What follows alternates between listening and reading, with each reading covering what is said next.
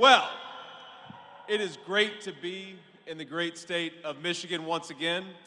It is great to be at an incredible manufacturing firm, Visioneering, and it is great to be in the state that I think is going to be pivotal to giving us 270 electoral votes and making Donald Trump the next president of the United States.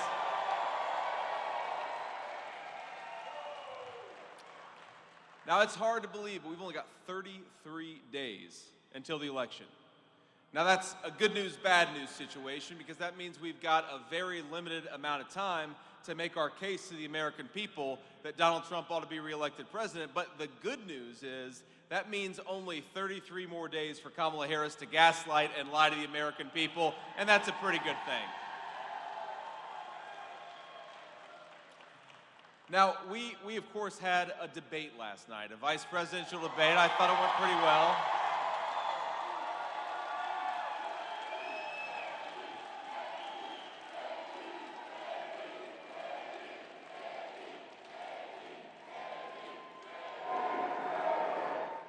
Now, it's funny because, we did this debate, and then I talked to the president afterwards, and we talked a little bit about, what actually happened, and, some of the points that I made, some of the points that Governor Walz made, and, he made this observation. He said that Tim Walz said that he was friends with school shooters twice. And that's something I actually didn't notice that Tim Walz had said that on the debate stage. And I said, did he really say that, sir? And he said, I'm telling you, man, go and watch the clips. He said he was friends with school shooters twice. And I said that was probably only the third or fourth dumbest comment Tim Walz made that night then. Because look, I got to be honest, I feel a little bad for Governor Walz. And the reason I feel bad for him is because he has to defend the indefensible, and that is the record of Kamala Harris.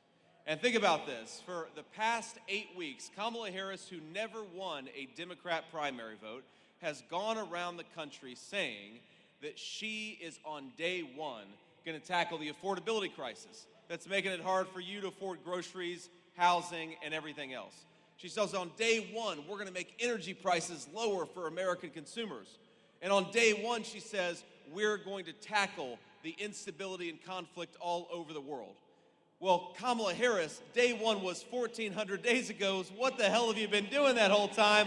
Why don't you get to work? Instead of just talking about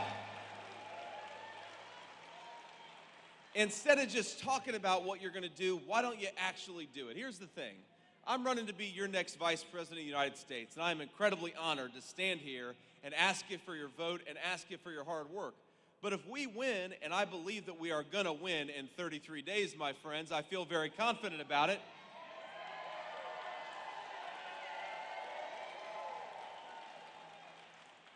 But when we win, the American people will have given me an awesome responsibility to represent them on the world stage, to advocate for Donald Trump's policies, to work with Congress to get things done for the American people. I get sick of having a vice president of the United States for 3.5 years pretend that she bears no responsibility for all of the policies that have made this country weaker, less prosperous, and less secure. And part of our responsibility, part of our job, my friends, over the next 33 days is to remind Michiganders and everybody else that, yes, Kamala Harris is at fault for the Inflation Explosion Act. Yes, Kamala Harris is at fault for the explosion in federal spending that drove inflation through the roof. Yes, Kamala Harris is responsible, as the border czar, for the wide open border. Kamala Harris has been in power. She caused the problems. We're not going to entrust her to solve the very problems that she created. We're going to entrust Donald Trump with the presidency of the United States.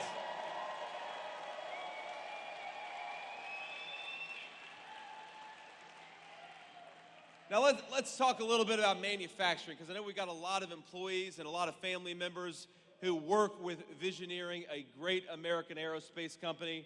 We believe, Donald Trump and I believe, that one of the biggest mistakes our leaders made is that they decided over 40 years that we didn't need to make our own stuff anymore.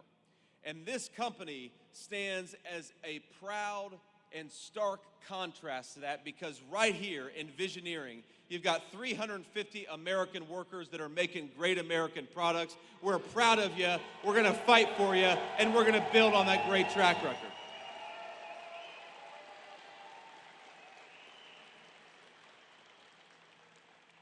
You know, my papaw was a union steel worker for almost 40 years.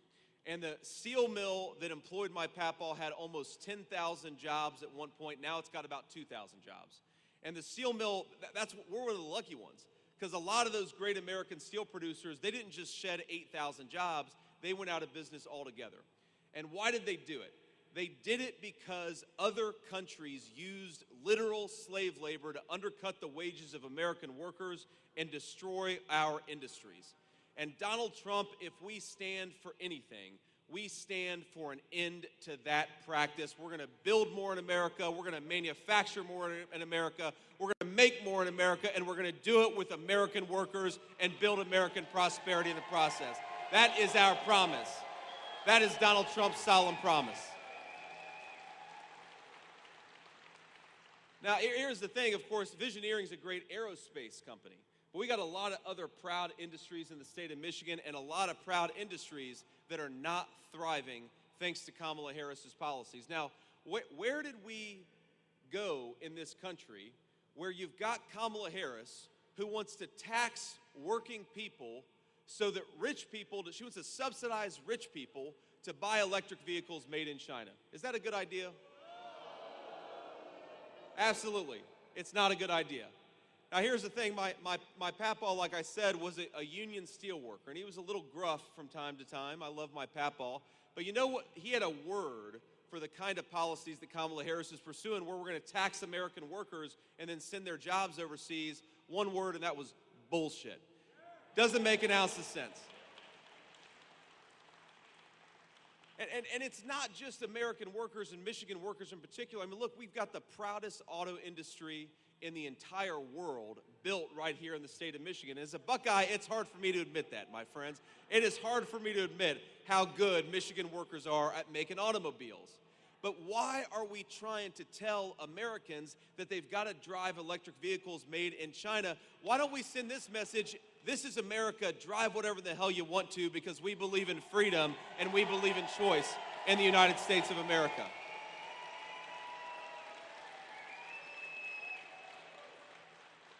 And look, if we pursue those policies that say, yeah, if you want to drive an electric vehicle, by all means, drive an electric vehicle.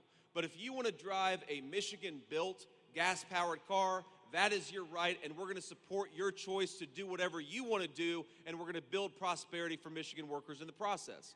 But thanks to Kamala Harris's policies, this is a person who loves to pretend that she stands for American workers. Well, nobody stood as strongly and as proudly for American workers than Donald J. Trump. He did it for 4 years, and he's going to do it again.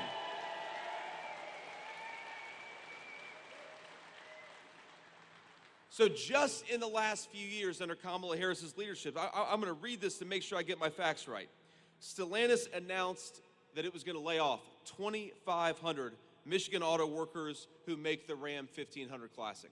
What a disgrace that is. A great American automobile, and those jobs are going to get destroyed and either replaced with factory jobs in Mexico or completely eliminated altogether, because Kamala Harris doesn't want to empower Americans to buy Michigan-made automobiles. Last year, GM let go 1,300 Michigan workers at 2 separate facilities. And Ford is currently rolling back a lot of its EV production because a lot of Americans don't want to buy EVs. They want to buy the cars that they want to buy. Now, why are we doing this to our own workers? Why are we doing this to our own industry? Why are we doing this to our own country? Because Kamala Harris has decided that she's going to pursue policies that make her donors, her green scam donors, rich, and she's going to impoverish a generation of Michigan auto workers. I say, hell no. Let's empower and enrich Michigan auto workers with the leadership of Donald Trump.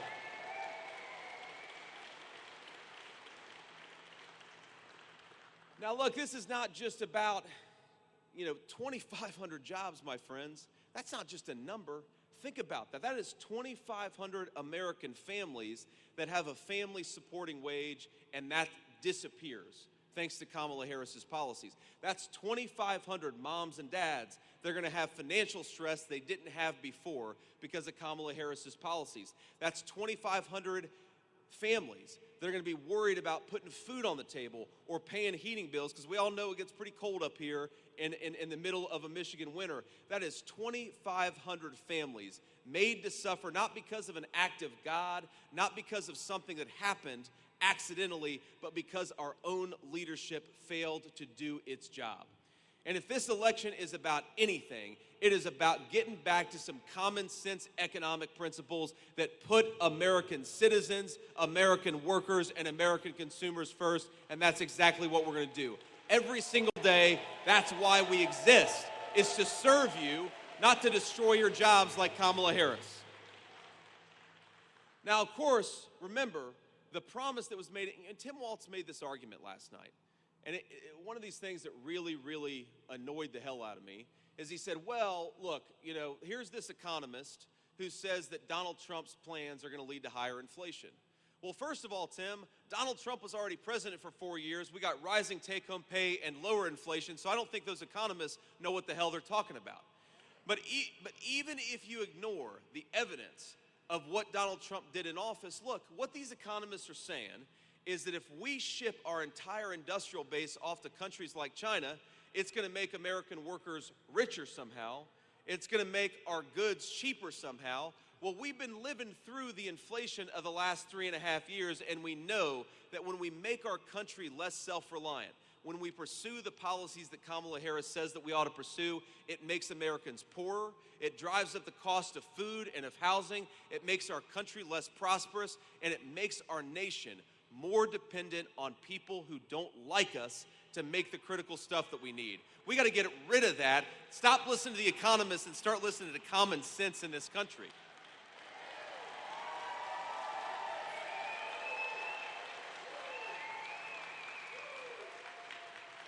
But think about this. They said, here's the deal.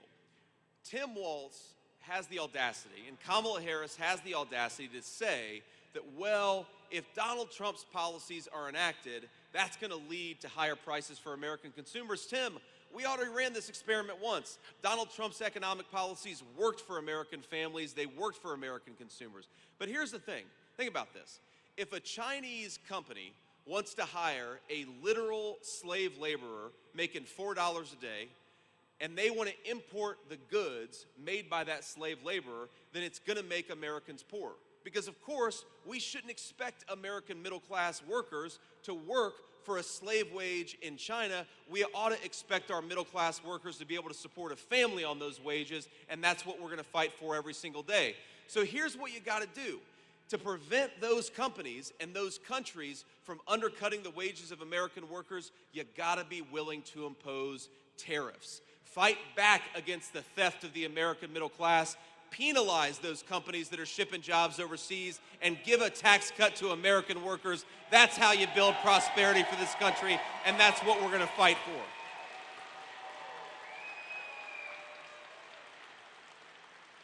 And let's just recap what Kamala Harris's policies have actually done.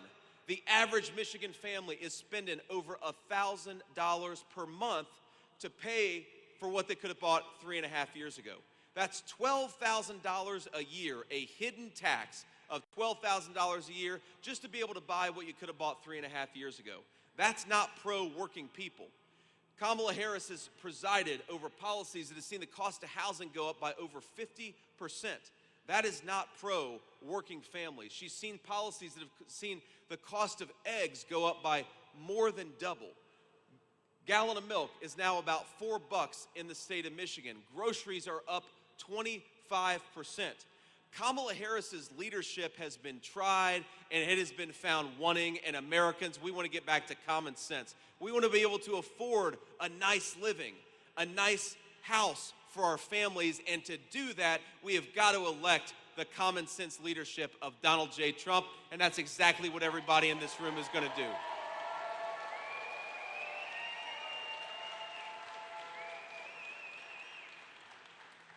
Now I want to talk about just something else that, you know, credit card delinquencies are about 9%. right now. That means a lot of American families are sacrificing. They're not paying their credit card debts so they can afford groceries or they can afford the mortgage. What a disgrace and what a sad commentary it is on Kamala Harris's economic policies that you've got hardworking people who are doing everything that they can to provide for their families, and they're falling further behind. Not because they're not doing their job, but because Kamala Harris isn't doing hers. So ma'am, you're right. Kamala Harris doesn't care about this because she doesn't understand, because she doesn't talk to anybody. She's afraid of interviews, so she doesn't talk to people, and she doesn't realize that her economic policies are making it harder on American families. And you all know my story. I talked about it a little bit last night. But I was raised by a grandmother who sometimes would refuse to turn on the heating at night when times got especially tough. I was raised by a woman who would sometimes forego paying for her own medicines so that she could put food on the table in our family. And I remember feeling, even though money was tight, that thanks to my grandmother, I never really lacked for anything.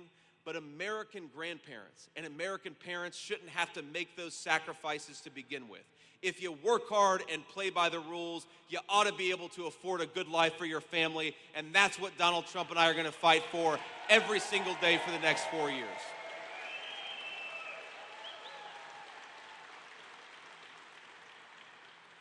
And I want to talk about one more issue. We're going to, of course, take a few questions from the reporters, but I want to talk about one more issue. Because the American media, and especially Kamala Harris and Tim Walz, they don't want to talk about how this illegal immigration crisis is a theft of the American dream from American citizens. And we see this in small communities. We see this in big cities all over our country. When you let in 25 million people, you know what that does? That stresses municipal budgets. So a lot of cities and towns can't afford to provide for their own citizens because they're focused on providing for people who shouldn't be here. You know, hospital wait times, because illegal aliens use hospital emergency rooms primarily. So hospital wait times have gone up in the state of Michigan. They're close to 3 hours for American citizens who want to go into the hospital and see a doctor. We've got so many problems. Housing. You know, when you let in 25 million illegal aliens, and they compete with Americans for scarce homes, that drives up the cost of housing, and that is a major cost of the housing crisis. I had the debate moderator attempt to fact check me last night. She said, what's your evidence that illegal immigration promotes and increases housing cost increase? And I said, well, first of all, common sense. When you let in millions of people who shouldn't be here, you gotta house them somewhere, and those are houses that ought by right go to American citizens. Donald Trump and I are gonna fight for that every single day. American homes for American people.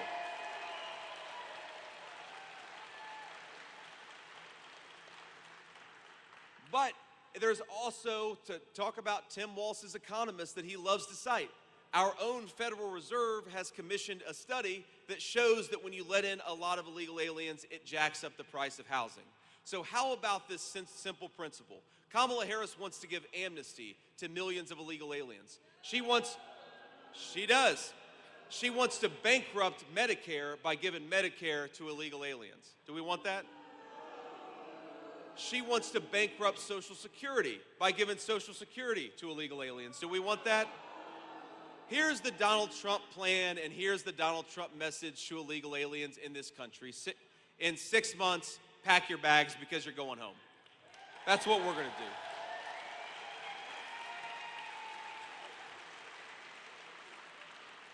And you know, you heard this a little bit last night. You hear a lot of talk about compassion when the issue of illegal immigration comes up. Well, let's talk about compassion. Because I'm the father of 3 beautiful young kids. I don't think that it's compassionate to empower the Mexican drug cartels to engage in sex trafficking along our southern border. That's not compassionate. I don't believe that it's compassionate to flood American cities and towns with fentanyl that is killing our citizens by the tens of thousands. I don't believe that it is compassionate to allow our southern border to become a drug trafficking and business zone for some of the most evil and terrible people in the world. You know what's compassionate? Closing that border down and putting the interests of American citizens first, and that is what we're going to do.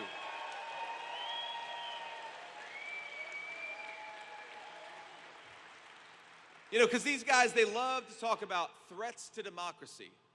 Well, as Donald Trump will often remind you, he took a bullet for democracy, so I don't think that any person can accuse the guy of doing anything other than fighting every single day to make this country more prosperous and to make the world more peaceful. But when the media talks about threats to democracy, you know what a threat to democracy is? When you have Kamala Harris running for president despite not earning a single vote from Democratic primary voters. That's a threat to democracy. You know what else is a threat to democracy? When big tech firms and major American companies and big government censors American citizens and deprives them of their voice in the town square. That's a way bigger threat to democracy than anything else going on, and we're going to stop it right away. Because look, I genuinely think this is one very big difference between Kamala Harris and Donald Trump. Look, I disagree, of course, with Kamala Harris. I disagree with Governor Walz. I disagree with a lot of the folks who support him, but I would die fighting to defend their right to speak their mind, even if I disagree with it. And I think every single person in this room believes that because we believe in free speech.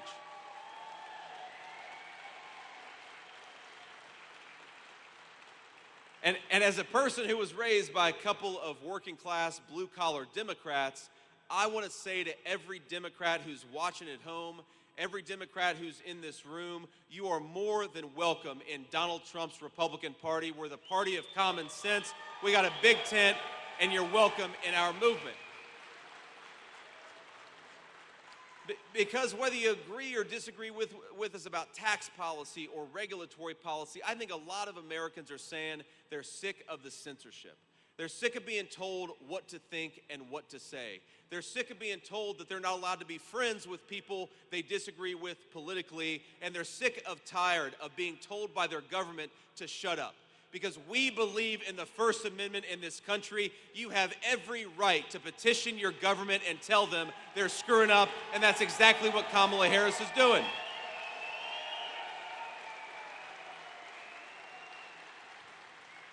And that's why Bobby Kennedy endorsed Donald Trump. That's why Tulsi Gabbard endorsed Donald Trump, because we believe in persuading our fellow Americans and not silencing them. And that is a big difference between Donald Trump and Kamala Harris. You hear these people talk, and Governor Walz mentioned this yesterday.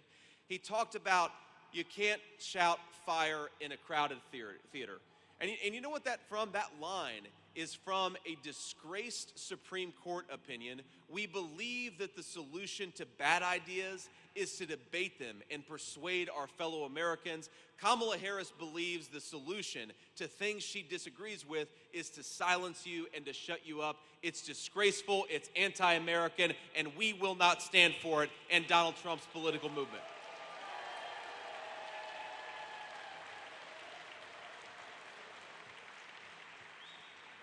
So I want to close before I take some questions from the media, and I just want to remind you that we got to look through Kamala Harris's lies. She talks about all these great plans that she has. And look, some of them she straight up copied from Donald Trump. So some of them I'm like, you know, Kamala Harris, that doesn't sound that bad. You went on DonaldJTrump.com and copied and pasted it. She's going to put on a red MAGA hat, next thing you know. But look, if you've got all these great ideas, Kamala Harris, I've got a message. Why don't you try them right now? Because you're the sitting vice president and you haven't done a damn thing for American workers or the American people.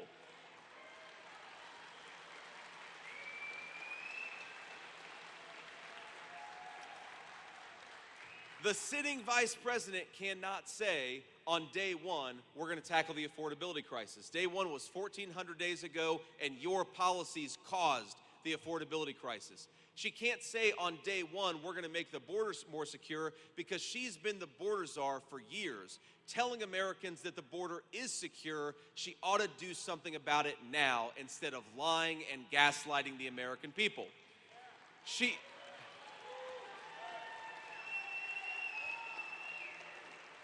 talks about restoring American leadership to the world and bringing back peace and stability to the world that has turned to chaos. And when she says that, I say, Kamala, I've got a really good idea for how we can bring peace and stability back to the world. Vote for Donald J. Trump and bring him back to the Oval Office.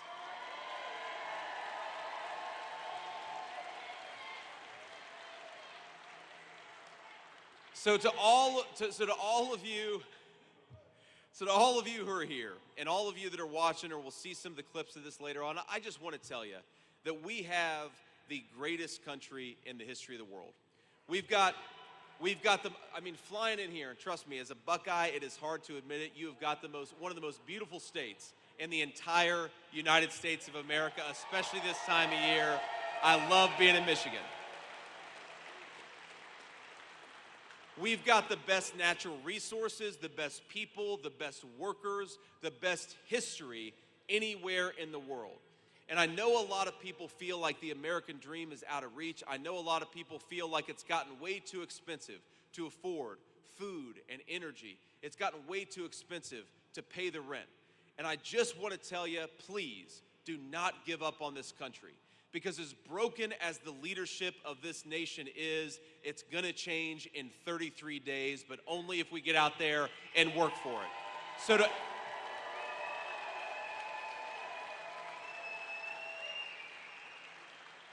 So to every American out there, we're going to bring back the American dream. We're going to bring back affordable groceries. We're going to make housing and rent possible to afford for normal American citizens. We are going to cut the border crap out and close down that border. We're going to bring the American dream back, but only if Donald J. Trump is back in the White House. We got 33 days. Let's make it happen. Let's fight for it. Let's work for it, and we're going to make him the next president. So let's take a few questions from the reporters, and I always like to start with the local reporters first, and then we'll do to the national folks if we got time afterwards. Senator Vance, first of all, congratulations on last night's debate. Thank you. I did get a chance to speak to some voters here before you stepped on stage. I spoke to Jeffrey and Bert, and they said that they loved how the debate was civil and policy focused. But then I also got some opportunity to speak to voters outside of the event, and I got a question from Robert from Pontiac, and it's a two-part question. I hope you can answer it. Sure. So the first part is, with issues where Americans are divided, if elected as the next vice president, how will you bring folks together, especially from the other party? And if there is an issue you disagree with Donald Trump, how will you make your voice heard for the people? Well, so you said the person who asked that question was named Robert? Correct. So my message to Robert on the first question is, look, I think that the reason this country feels so divided is because of failed leadership and nothing else. You talk to, and look, I genuinely believe this. With a lot of folks who are going to vote against me and Donald Trump, there are a lot of people out there who are fundamentally good human beings, but the leadership of the Democratic Party, Kamala Harris, is an absolute disgrace. And here's the way, again, why do we have so much division? And why do we have so much rancor in this country's political debate? It's because Kamala Harris and her allies are trying to silence the American people rather than engage with them. When you try to censor your fellow citizens, when you try to shut them up, you breed division and hatred. Donald Trump and I are going to bring this country back together by encouraging the free exchange of ideas and this idea that our leaders ought to persuade their fellow citizens, not try to shut them up, which is what Kamala Harris wants to do. Open this country up. Open up the dialogue and open up the debate, and that is how you bring American citizens back together in these divided times.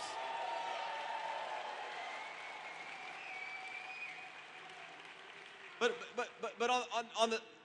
on the second question about what do you do when you disagree with Donald Trump, the answer is, first of all, Donald Trump is at the top of the Republican ticket. He will be the next president of the United States. I've got two responsibilities.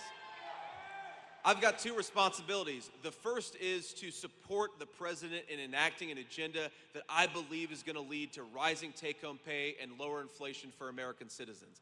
That's number one. But of course, if I disagree with the president, it is my responsibility to talk to him about it and to offer honest counsel in private.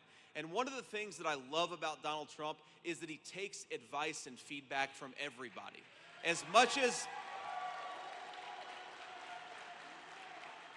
you know, it's funny, when the president, the only conversation that he and I ever had about whether I might become his vice presidential nominee was the Saturday before the convention. If you remember, that was the Saturday where he was shot in Bucks County, Pennsylvania. I saw him that morning in Florida. We ended our conversation. He hopped in a plane and flew to Pennsylvania, where, of course, an assassin nearly took his life. And you know what the president told me? He said that he talked to everybody about who his vice presidential nominee should be. And I think that's one of the great things is he's willing to take feedback. Of course, he makes the final decision, but he's willing to take inputs from everybody. And he even said that he was talking to the Mar-a-Lago gardener about who the vice presidential nominee should be. And I said, well, sir, what the hell did the Mar-a-Lago gardener say? Because this affects my life. I'm very curious what these people you're talking to are saying about this very important decision. But I think that it's one of the great things about his leadership style is he is in charge, he is in command, but he makes decisions after getting as much information as possible, and that's how the country should be led. You know, it actually raised an important question, you know, Robert, and I know, of course, the journalist who's asking this question. Look, one of the things that people in D.C. say about Kamala Harris, and it's Democrats that say this, it's people she served with in the Senate, and it's also Republicans. And of course they say this in private, but they'll say Kamala Harris is very insecure. She doesn't like to be challenged. If you don't like to be challenged and you don't like to engage in open debate, you should be nowhere near the Oval Office of the United States of America.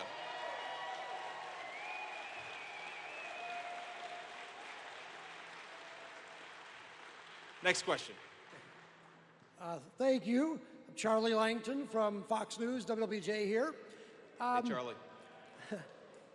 I talked to a lot of people here. They also said you were very cordial last night in the debate, and the message got through. But compare your style to Donald Trump's style, where he was a little aggressive. Do you think that Donald Trump's message sometimes is lost because of his aggressive style? No, Charlie, look, I think, first of all, there is a media caricature out there of Donald Trump that is so different from the man that I've come to know.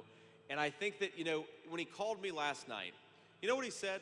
He asked me how my wife was doing. And he said, you know, you just had a hell of a debate. I'm sure that you were nervous. You had every right to be nervous, but go and have a nice meal with your wife and go and enjoy this moment. Like, that's the Donald Trump that I know. People say,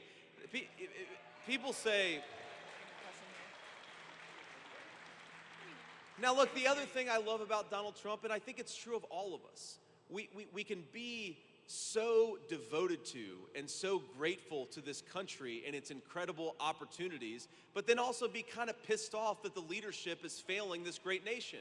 There's no there's no tension in saying on the one hand, we've got the greatest country in the world, and on the other hand, Kamala Harris is doing everything she can to screw it up. And I love that Donald Trump can do both of those things at the same time. He can go out there and talk to the American people and be warm and engaged. He can talk to a normal American citizen about their struggles in paying for groceries and housing under Kamala Harris's policies. And then he can go on a debate stage and tell Kamala Harris that she ought to stop screwing up and she ought to stop talking about solving the country's problems. She ought to go and actually do it. That's the kind of president we need. That's the kind of leader that we need. And I think his message gets through. Thank you. Next question. Hey, Senator. Craig Mauger from the Detroit News newspaper here. You were talking about your opposition to EV mandates. My question is, do you think the government should have any role in incentivizing, providing financial assistance to battery plants, to electric vehicle plants? Michigan is poised to benefit from some of these investments. Will you allow those to go forward? Will you try to interfere with those? Thank you. Well, look, I think there's certainly a role, and I believe this, I know Donald Trump believes this, in encouraging innovation, but there's a difference between promoting innovation and sending hundreds of billions of dollars to favored industries that make their products in China. These are two very, very different things. And here's the problem with a lot of these EV mandates is that this money was supposed to go to American workers, but Kamala Harris's IRS found every way possible to allow that EV subsidy to go to manufacturers in China and not in the United States of America. And here's the other problem with it. It's not just auto jobs that we're worried about here. Think about all the people who make carburetors. Think about all the people who make transmissions. There's an entire supply chain in the auto industry that China dominates when it comes to EVs and America dominates when it comes to gas-powered cars. So before we go and subsidize the EV industry, let's open up the American supply chain for that industry so that American workers and American consumers benefit. All of the minerals, all of the rare earth materials, a lot of the battery technology, a lot of the supply chain for these electric vehicles is made in China. And with the one hand, Kamala Harris wants to make it harder to build that supply chain in the United States of America, and with the other hand, she wants to send money to an industry that's built in China. It's disgraceful, and we gotta stop doing it. Invest in American workers, not in Chinese workers and Chinese firms.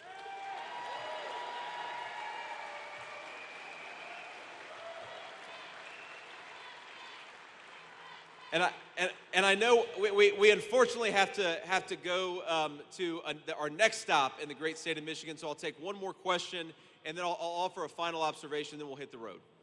Hi, Senator. Will Jones from Local 4. Hey, Will. I spoke with some elected officials or election officials last week about their concern about people who are trying to undermine our elections.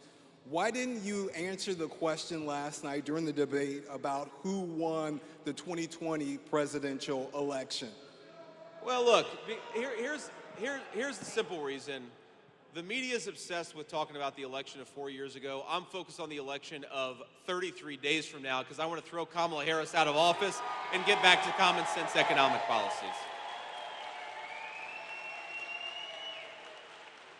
But I also think you can believe that America needs to have secure and free elections, but also talk about the fact that just a couple of weeks ago, Democrats in the U.S. Congress blocked a piece of legislation that would have ensured illegal aliens don't vote in our elections. If you believe in American democracy, if you believe in our constitutional republic, you should be trying to strengthen American election integrity and not weaken it. So we're going to talk about election integrity because I believe that every vote ought to count, but only the legally cast votes, and that's why we fight for election integrity, and that's why we care so much about it. Now this actually leads me into my next point, because I want to talk about, look, Democrats, whether they agree with what Donald Trump and I say about some of the criticisms we have, for example, I think that we make it way too easy for people to fraudulently vote in this country, okay? I think that we should have passed the SAVE Act that would have ensured illegal aliens don't vote in our elections. Apparently Kamala Harris disagrees because she fought that legislation every step of the way. But the reason why Kamala Harris should actually sign on with our pro-election integrity efforts, things like common sense voter ID, is because it gives the American people confidence in the most important thing that we do when it comes to our government, which is voting.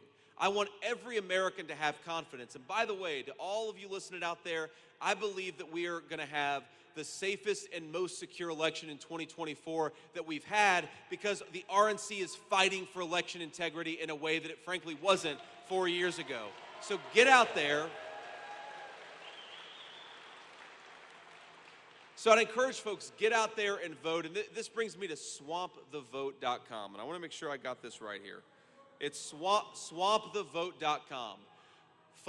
Go to swampthevote.com. Check your registration. Check your polling location. It'll give you some good information about how to vote and also how to volunteer. Because, you know, one of the things that we're trying to do to ensure common sense election integrity is to promote more poll watchers. We've got more poll watchers in the Republican Party today than we had 4 years ago. If you're interested in helping us out and making sure that every legally cast ballot counts, then you can go to Swamp the Vote and help figure out how to get involved in those efforts. We believe in election integrity. I know all of you do, but election integrity only happens if all of us fight for it. But I got to be honest with you, I think that we're in a better shape in 2024 than we have been in a long time. We've done a lot to make our elections more secure, and what we've got to do, my friends, is get out there and vote. Never give in to the despair that your voice doesn't matter. We've got all kinds of ways to vote. You can vote early, you can vote by mail, you can vote on election day. Look, I don't love that we have election season in this country instead of election day, but it is what it is, and we've got to play by the rules that we've been given. And if we play by those rules over the next 33 days, we are going to win. We are going to send Donald Trump back to the White House, and we're going to save the American dream for all of our citizens.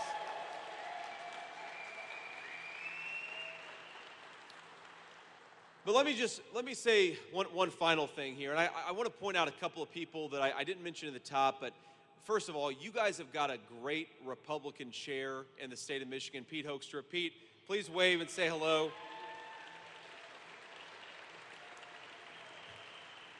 We've got an old friend of mine from before either of us were involved in politics, the great Congressman John James. Where's John at? I know he's around here somewhere.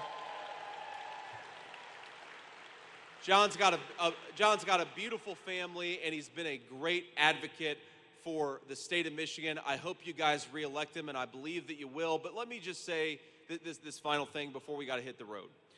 I have learned over the last 8 weeks more about this country than I could have possibly hoped to learn. And I mentioned this last night, but the thing that has affected me the most is all of the people who come up to me, and some of them are struggling to put food on the table, and they have the generosity of spirit to ask me how I'm doing, or to tell me that they're praying for my wife and kids. And it makes me realize that we have got the greatest country in the world.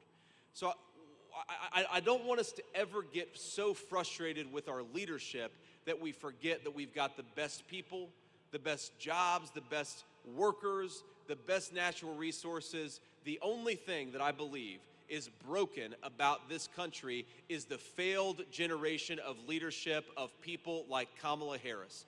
So you have not just an important opportunity, we all have an important responsibility to return the people's government back to the American people, to have a president who puts the interests of America's citizens first, to close the border, bring down the cost of groceries, make housing more affordable again, and to make sure that the American people have a government that serves and fights for them. 33 days, let's get to work and make it happen. God bless you all, and thanks for having me.